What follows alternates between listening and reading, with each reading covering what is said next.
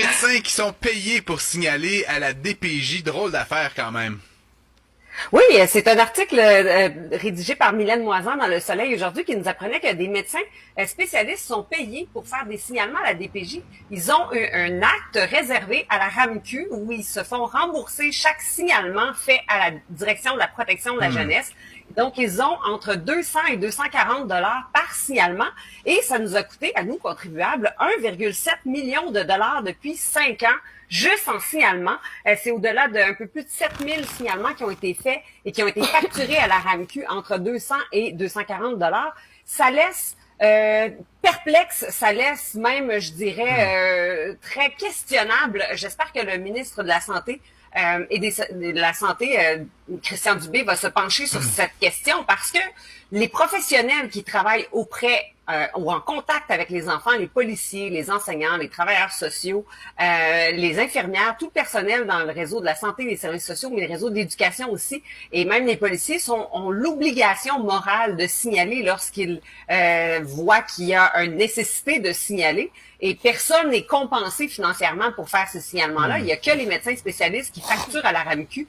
C'est très questionnable et ça enlève un peu les lettres de noblesse des signalements qui doivent être faits par déontologie professionnelle, par tous ceux qui côtoient les enfants et qui sont en mesure de constater que parfois qu'il peut avoir de la négligence ou la sécurité d'un enfant peut être compromise. Alors, franchement, ce sont des chiffres qui sont très révélateurs et à titre comparatif, là, il faut savoir que un médecin omnipraticien touche 86 dollars pour faire l'évaluation complète d'une personne vivant dans un CHSLD et reçoit 143 dollars pour la visite à domicile d'un patient en lourde perte d'autonomie. Alors c'est même moins, c'est plus généreux pour faire un signalement à la direction de la protection de la jeunesse que pour faire ces soins auprès d'une personne âgée. Un drôle d'incitatif, là, tu sais, une drôle de manière là, de rémunérer. En même temps, puis je veux pas prendre leur défense.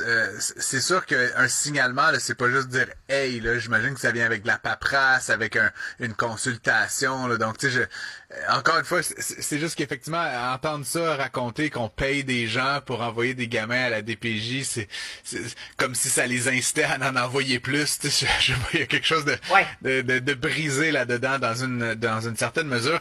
Je sais pas si tu as eu la chance d'écouter Geneviève Guilbeault cet après-midi. Moi, j'ai juste capté là, les premières minutes, la première heure.